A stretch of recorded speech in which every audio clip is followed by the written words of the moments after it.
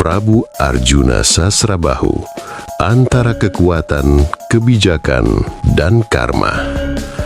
Episode 2. Pada episode ke-1, dikisahkan bagaimana Prabu Rahwana beserta raksasa pengikutnya pontang-panting akibat air bah perbuatan Prabu Arjuna Sasrabahu yang bertriwikrama membendung Sungai Minang Seraya untuk memenuhi permintaan istrinya, Dewi Citrawati.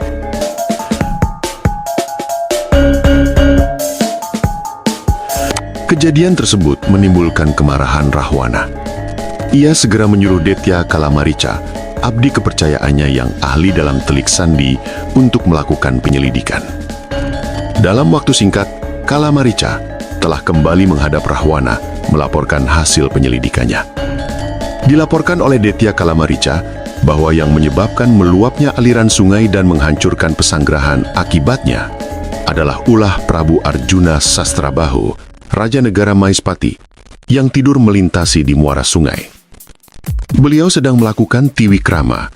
Tubuhnya berubah menjadi raksasa sebesar bukit, kepala 10 dan bertangan 20, yang masing-masing tangannya memegang berbagai jenis senjata. Sangat kebetulan, kalau begitu, aku akan menghancurkan kerajaan Maespati dan sekalian merebut Dewi Citrawati dari tangan Arjuna Sasrabahu, kata Rahwana lantang. Tujuan Prabu Dasamuka ke Maespati yang semula karena banjirnya Alengka, tetapi sekarang juga ingin merebut Dewi Citrawati dari tangan Prabu Arjuna Sasrabahu. Karena menurutnya, Dewi Citrawati adalah titisan Widawati, Dewi yang dicintainya. Ia kemudian memerintahkan Aditya Mintragna, Karadusana, dan Trimurda untuk menyiapkan pasukan perang menggempur negara Maespati. Dengan sikap hati-hati, Patih Prahasta berusaha menasehati dan mengingatkan Prabu Rahwana akan akibat buruk dari peperangan tersebut. Diingatkan pula oleh Patih Prahasta akan kesaktian dan keperwiraan Prabu Arjuna Sasrabahu dan Patih Suwanda yang sulit ditandingi oleh lawan siapapun, termasuk Prabu Rahwana sendiri. Namun Rahwana tetap kukuh dengan kemauannya. Di jagat raya ini, tidak ada seorang pun yang dapat mengalahkan Rahwana. Inilah janji Dewa Siwa, kata Rahwana lantang. Peperangan tak dapat dihindarkan dan berlangsung dengan seru antara pasukan Alengka sebagai penyerang dan pasukan Maespati yang berusaha mempertahankan kehormatan dan pelestarian negaranya. Korban pun berjatuhan, bergelimpangan. Ribuan raksasa di pihak Alengka dan ribuan prajurit di pihak Maespati. Ketika banyak para senopati perang Alengka mati dalam peperangan dan pasukan terdesak mundur, Rahwana akhirnya maju perang sendiri menghadapi para senopati perang Maespati. Rahwana bertiwikrama berubah wujud menjadi raksasa sebesar bukit, kepala 10 dan bertangan 20, yang masing-masing tangannya memegang berbagai jenis senjata. Sepak terjang Rahwana sangat menakutkan. Dalam ratusan prajurit Maespati menemui ajalnya. Untuk menghadapi amukan dan sepak terjang Rahwana, beberapa raja yang menjadi senopati perang Maespati seperti Prabu Wisabajra, Prabu Kalinggapati, Prabu Soda, Prabu Candraketu, dan Patih Handakasumekar mencoba menghadangnya. Namun mereka bukanlah tandingan Rahwana. Para raja itu akhirnya gugur di tangan Rahwana. Menyaksikan hal itu, akhirnya Patih Suwanda maju sendiri memimpin pasukan Maespati. Dengan tata gelar perang Garudang Layang, pasukan Maespati bergerak cepat, memukul mundur dan memporak-porandakan pasukan Alengka. Sepak terjang Patih Suwanda sangat terengginas. Tak satu pun para senopati perang Alengka, baik Tumenggung Mintragna, Karadusana, Trimurda, juga Patih Prahasta, yang mampu menandingi kesaktian Patih Suwanda. Mereka lari tunggang langgang menyelamatkan diri. Beberapa putra Rahwana, antara lain Kuntalamea, Trigarda, Indrayaksa, dan Yaksa Dewa, yang nekat berperang mati-matian melawan Patih Suwanda, akhirnya mati juga di medan perang. Mengetahui beberapa pembantunya terbunuh dalam peperangan, dan tak satu pun para senopati perangnya yang dapat menandingi kesaktian dan keperkasaan Patih Suwanda, akhirnya Rahwana maju sendiri ke medan laga. Perang tanding pun berlangsung dengan seru. Berkali-kali, Patih Suwanda berhasil memenggal putus kepala Rahwana, namun Rahwana selalu dapat hidup kembali dari kematian. Hal ini berkat ajian Rawa Rontek, ajaran dan pemberian Prabu Danaraja, Raja Negara Lokapala yang masih kakak Rahwana satu ayah, sama-sama putra Resi Wisrawa. Menghadapi Patih Suwanda, Rahwana bertiwikrama, tubuhnya berubah menjadi raksasa sebesar bukit, kepala berdempetan 10 dan bertangan 20. Perubahan wujud ini sama sekali tidak menakutkan Patih Suwanda. Tiwikrama yang dilakukan Rahwana tidaklah sehebat dan semenakutkan tiwikrama yang dilakukan Prabu Arjuna Sasrabahu. Dengan cepat, Patih Suwanda melepaskan senjata cakra yang begitu melesat langsung menusukkan ujung tombak ke kepala Rahwana. Ke-10 kepala itu jatuh bergelimpangan di tanah, namun dalam sekejap menyatu kembali pada badannya. Patih Suwanda mulai kehilangan kesabaran menghadapi kesaktian Rahwana. Sementara itu di Surgamaya, arwah Sukasrana, adik Patih Suwanda, masih bergentayangan melihat pertempuran tersebut. Ia berkesimpulan, inilah saat yang tepat untuk membalas dendam pada kakaknya dan memenuhi janjinya untuk bersama-sama arwah kakaknya Sumantri, Patih Suwanda, pergi ke Surgaloka. Dengan cepat, arwah Sukasrana menyatu hidup dalam taring Rahwana. Perang tanding pun kembali berlangsung antara Patih Suwanda melawan Rahwana. Patih Suwanda telah berketetapan hati hendak mencincang habis kepala Rahwana agar tidak bisa hidup kembali. Karena itu, tatkala kepala Rahwana lepas dari mengutip terbabat senjata cakra, Patih Suwanda segera memungut kepala Rahwana. Tak disangka, saat ia memegang rambut kepala Rahwana, tanpa disadari tubuh Rahwana menyatu kembali berkat daya kesaktian Aji Rawantek. Begitu kepalanya menggeliat dan membuka mata, berkat pengaruh arwah Sukasrana, tangan Rahwana langsung mengangkat tubuh Patih Suwanda dan menggigitnya hingga putus. Saat itu juga Patih Suwanda menemui ajalnya. Arwahnya dibarengi dengan arwah Sukasrana, terbang menuju ke Sorgaloka, terlaksana sudah Sumpah Sukasrana. Mengetahui Patih Suwanda gugurnya dalam pertempuran, beberapa orang prajurit Maespati lari ke pesanggerahan Prabu Arjuna Sasrabahu menceritakan kejadian tersebut. Prabu Arjuna Sasrabahu yang mendengar laporan terbunuhnya Patih Suwanda oleh Prabu Rahwana segera bangun dari tidurnya dan mengakhiri tiwikramanya. Ia meminta para raja-raja pengikutnya untuk segera mengumpulkan sisa-sisa laskar Mahispati yang bercerai-berai dan dia sendiri yang akan memimpin pasukan Mahispati menghadapi Rahwana. Di tengah perjalanan, Prabu Arjuna Sasrabahu ditemui oleh Batara Naraga dan Batara Mahadewa yang sengaja menghadang langkah Prabu Arjuna Sasrabahu atas perintah Batara Guru. Cucu ulun Arjuna Sasrabahu mengemban perintah yang jagat pratingkah. Ulun harus membatalkan perang melawan Rahwana. Berilah kesempatan Rahwana untuk hidup lebih lama. Ulun tahu Rahwana Tita Mahasakti yang sepak terjangnya direstui Hyang Siwa dan Durga. Tapi Rahwana tetap bukan tandinganmu, kata Batara Narada kepada Prabu Arjuna Sasrabahu. Bukan maksud hamba untuk menentang perintah yang jagat pratingkah. Pukulun Kaneka Putra tahu Rahwana telah membunuh adik hamba, Patih Suwanda. Karena itu Rahwana harus dihukum, kata Prabu Arjuna Sasrabahu. Ulun tahu akan kecintaanmu terhadap Patih Suwanda dan dendam ulun pada Rahwana. Tapi saat ini Rahwana belum saatnya mati. Takdir Dewata, ia memang harus mati melalui tanganmu, tapi bukan pada penitisanmu yang sekarang, melainkan pada penitisanmu yang akan datang, kata Batara Narada. Hamba berjanji, hamba tidak akan membunuh Rahwana. Hamba hanya akan menghukumnya, memberi pelajaran agar dapat mengontrol tindak angkara murkanya. Karena itu, perkenankanlah hamba melanjutkan perjalanan, menggelar perang menghadapi Rahwana dan Laskar Alengka, kata Prabu Arjuna Sasrabahu. Kalau itu yang menjadi tujuan ulun, ulun mengiringi langkahmu. Tapi ingat, ulun harus menetapi janji untuk tidak membunuh Rahwana, kata Batara Narada setelah merasa gagal membujuk Prabu Arjuna Sasrabahu untuk membatalkan perang.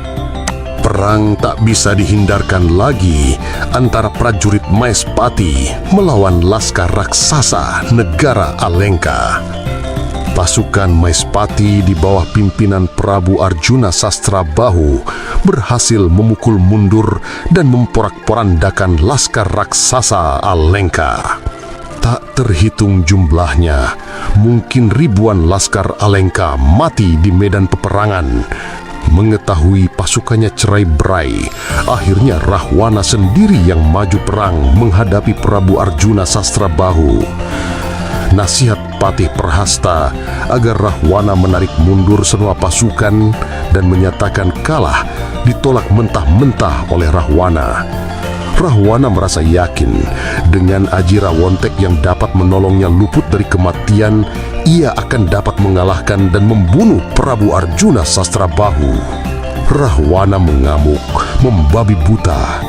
Setelap sabetan pedang selalu memakan korban nyawa prajurit Maespati. Ia terus mendesak maju berusaha mendekati kereta Prabu Arjuna Sasrabahu. Rahwana ingin menunjukkan kesaktiannya. Sambil membaca mantra sakti, ia melepaskan senjata beranas pati yang begitu melesat di udara. Dari pamornya langsung menyemburkan gumpalan-gumpalan api sebesar batang kelapa dan sangat panas tiada terkira, membakar hangus prajurit Maespati.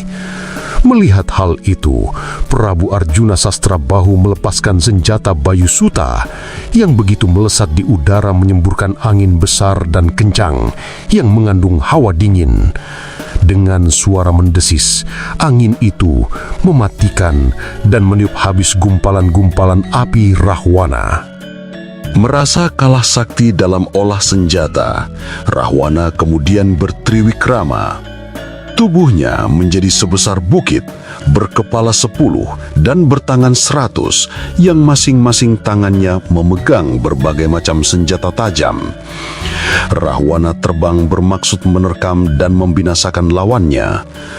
Menghadapi serangan Rahwana yang begitu ganas dan mengerikan, Prabu Arjuna Sasrabahu segera melepaskan panah Trisula yang begitu melesat di udara, pecah menjadi ratusan anak panah yang dengan cepat memangkas kepala Rahwana ke 100 tangan dan kaki. Potongan-potongan kepala, tangan, kaki, dan gembung Rahwana jatuh berserakan di atas tanah.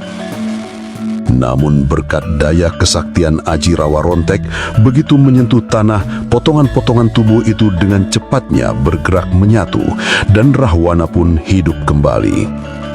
Masih dalam keadaan bertriwikrama, Rahwana terbang ke udara sambil berlindung di balik gumpalan mega. Ia mengeluarkan kesaktiannya.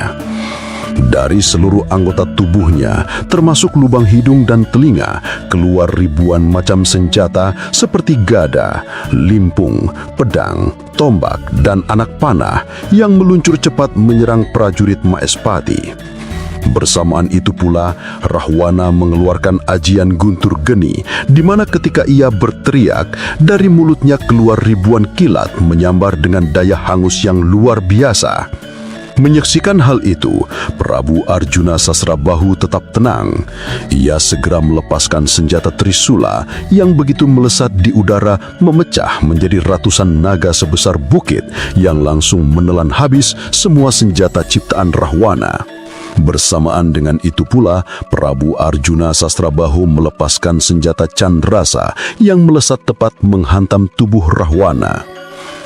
Dalam keadaan berkeping-keping, serpihan Rahwana jatuh ke tanah.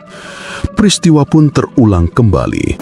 Berkat daya kesaktian Aji Rawarontek, begitu menyentuh tanah, potongan-potongan tubuh Rahwana bergerak saling menyatu, dan Rahwana pun hidup kembali.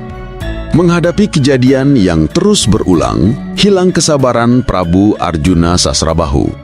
Ia segera bertriwikrama. Dalam sekejap, tubuhnya berubah menjadi Brahala Sewu, raksasa hampir sebesar gunung, 100 dan bertangan 1000, di mana masing-masing memegang berbagai jenis senjata. Melihat tubuh raksasa yang begitu besar dengan bentuk yang sangat menakutkan, Rahwana menggigil ketakutan. cepat ia terbang melarikan diri dan berlindung di balik gumpalan awan sambil berterjak minta tolong. Teriakan Rahwana yang dilambari ajian Guntur Sewu itu didengar oleh Batari Durga yang bertahta di kahyanan Satra Gandamayit. Batari Durga segera keluar dari istananya dan secepat kilat menuju ke arah Rahwana. Begitu mengetahui Rahwana dalam kesulitan menghadapi raksasa penjelmaan Prabu Arjuna Sasrabahu, Batari Durga segera menciptakan awan hitam untuk melindungi tubuh Rahwana. Hal ini ia lakukan karena ia merasa bertanggung jawab menjaga keselamatan Rahwana yang secara tidak langsung adalah anak sendiri dengan Batara Siwa. Prabu Arjuna Sasrabahu yang mengetahui ulah Batari Durga melindungi Rahwana segera melepaskan panah prahara yang begitu melesat di udara dari pamornya menyemburkan badai awan panas. Awan hitam seketika tersibak hilang, berubah menjadi rintikan hujan. Dalam suasana alam yang terang benderang, tampak dengan jelas tubuh Batari Durga yang berada di sebelah Rahwana. Prabu Arjuna Sasrabahu siap melepaskan panah Trisula. Namun sebelum panah Trisula tertinggal, Batari Durga yang mengetahui daya keampuhan pusaka itu secepat kilat lari kembali ke Satra Gandamayit sambil berteriak minta ampun. Prabu Arjuna Sasrabahu yang tidak mau kehilangan sasaran mengarahkan panah Trisula ke tubuh Rahwana. Begitu terkena hantaman pusaka tersebut, tubuh Rahwana hancur menjadi beberapa bagian, berterbangan di udara dan akhirnya jatuh berserakan di tanah. Aji Rawarontek kembali membantu Rahwana dari kematian. Namun saat tubuhnya menyatu kembali, Prabu Arjuna Sasrabahu segera bertindak cepat menangkap tubuh Rahwana. Bersamaan dengan itu, Batara Narada dan Batara Nahadewa datang menegur Prabu Arjuna Sasrabahu. Cucu ulun, Prabu Arjuna Sasrabahu, hentikan triwikramamu. Bukankah ulun telah berjanji tidak akan membunuh Rahwana? Kata Batara Narada. Mendapat teguran Batara Narada, Prabu Arjuna Sasrabahu menyudahi triwikramanya kembali ke wujud aslinya. Hamba tidak akan membunuh Rahwana, tetapi hamba mempunyai kewajiban untuk menyiksa dan menghajarnya sebagai pelajaran tata kesusilaan bagi Aditya Angkara Murka ini. Jawab Prabu Arjuna Sasrabahu. Syukurlah kalau ulun tetap memenuhi apa yang telah ulun janjikan kepada Dewata, kata Batara Narada, yang segera meninggalkan Prabu Arjuna Sasrabahu, diikuti kemudian oleh Batara Mahadewa. Sepeninggal Batara Narada dan Batara Mahadewa, Prabu Arjuna Sasrabahu segera mengikat tubuh Rahwana dengan rantai. Kemudian, tubuh yang sudah tak berdaya itu diikatkan pada belakang kereta perang Prabu Arjuna Sasrabahu dan ditarik mengelilingi alun-alun negeri Maespati. Sampai beberapa kali putaran, baru ditarik melewati jalan-jalan di kota negara Maespati. Berkat daya kesaktian ajian Rawontek, Rahwana memang tidak bisa mati, tapi ia bisa mengalami penderitaan, dan penderitaan yang tengah ia alami sekarang ini merupakan penderitaan yang maha berat, yang harus ia alami baik secara lahir dan batin. Dalam keadaan terseret, tubuh Rahwana bukan saja harus berbenturan dengan batu lubang jalanan dan roda kereta, tetapi ia juga harus menanggung penghinaan yang luar biasa besarnya, di mana dalam keadaan sebagai pecundang dan pesakitan, tubuhnya yang terseret kereta itu harus menjadi tontonan ribuan rakyat Maespati. Tidak itu saja, rakyat Maespati yang membencinya ikut menambah derita lahir batinnya. Mereka melempari tubuhnya dengan batu, kayu, telur busuk, dan juga kotoran hewan. Bila berkesempatan, sebagian rakyat Maespati meludahi mukanya. Setelah semua lorong-lorong jalan ibu negara yang dilalui Maespati, Prabu Arjuna Sasrabahu mengarahkan keretanya menuju ke Pesanggrahan, di mana Dewi Citrawati dan para selir serta para dayang berada. Prabu Arjuna Sasrabahu maksudnya ingin menunjukkan kepada istrinya wujud raksasa Rahwana yang telah membunuh Pati Suwanda. Apa yang dialami Prabu Rahwana diketahui pula oleh Detyo Kalomarico. Raksasa cerdik dan licik ini merasa iba atas penderitaan yang dialami rajanya. Juga rasa sakit hati rajanya diperlakukan sedemikian rupa. Marico ini membalas dendam, membuat sakit hati Prabu Arjuna Sasrabahu. Ketika tubuh Rahwana masih terseret-seret di sepanjang jalanan ibu negara Maespati, Marico mendahului pergi ke Pesanggrahan Dewi Citrawati. Dengan mengubah wujudnya menjadi seorang punggawa istana, Marico berhasil menemui Dewi Citrawati. Dengan menghibah dan kata-kata pedih diciptakannya sebuah laporan palsu bahwa Prabu Arjuna Sasrabahu beserta para raja pengikutnya telah terbunuh dalam peperangan melawan Rahwana. Disampaikan pula pesan Prabu Arjuna Sasrabahu mengingat Rahwana raja yang ambek angkoro murko, maka apabila Prabu Arjuna Sasrabahu tewas dalam peperangan, maka Dewi Citrawati, serwana para selir berikut dayang-dayang harus melakukan bela pati. Kata-kata Marico yang disertai mantra kemayan itu berhasil membutakan alam pikiran bawah sadar Dewi Citrawati yang dengan mudahnya menerima saja semua laporan Marico. Tanpa pikir panjang, demi bakti setianya pada suami, Dewi Citrawati segera menghunus Patrem, keris kecil, dan melakukan bunuh diri. Tindakan Dewi Citrawati tersebut segera diikuti oleh para selir dan dayang-dayang. Terjadilah bunuh diri massal yang mencapai hampir 4.000 orang, sehingga dalam sekejap pesanggerahan yang dibangun dengan segala keindahan dan keelokannya dipenuhi oleh mayat-mayat wanita cantik. Namun masih ada seorang dayang yang belum sempat melakukan bunuh diri. Hal ini karena saat ia akan menusukkan Patrem ke ulu hatinya, Marico yang merasa usahanya telah berhasil telah mengubah wujudnya menjadi wujud aslinya. Dayang pingsan karena takut melihat wajah Marico yang mengerikan. Sekian sobat semua, semoga tayangan ini bermanfaat. Sampai jumpa di episode ketiga kisah Prabu Arjuna Sasrabahu. Jangan lupa subscribe, like, dan komentarnya. Serta bunyikan lonceng agar sobat semua mendapatkan notifikasi video-video saya selanjutnya. Salam